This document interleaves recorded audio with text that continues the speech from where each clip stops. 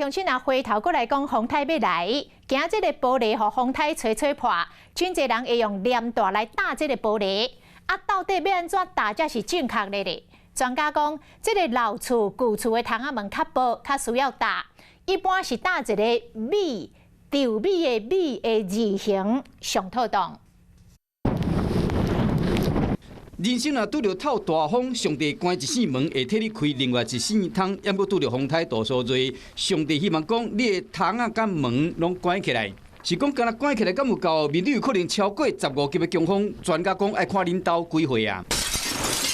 台风来的时候，把它扣紧扣紧，它玻璃是台风天要把它吹到变形甚至破裂是不太可能的事情，因为你只要一个窗户没有扣紧，它风灌进来的时候，再往回拉的时候，不管你很多再强的窗户窗户都会被拉走因为大自然力量太厉害了，所以你一定要把它扣紧。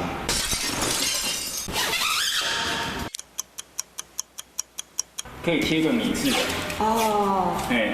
贴越多越安全呢，毕竟玻璃在破掉的时候，它就是靠胶带去互相牵制住，不要让它一下子倒下来。透明加大较俗，抑阁较袂黏；风箱的加大较黏，抑阁无防水；防水加大上耐用，抑阁则较贵。专业的师傅提醒大家，大加大毋是保证窗门袂破，是加强尔，而且全台湾30年以上的老厝超过一半。 拄着透大风、落大雨，这旧厝不一定挡会牢。防范的工课呢，做好确实，安尼较安全。你好，我是宋彦明。想掌握最及时的新闻资讯吗？赶紧订阅、按赞、开启小铃铛，锁定华视新闻 YouTube 频道。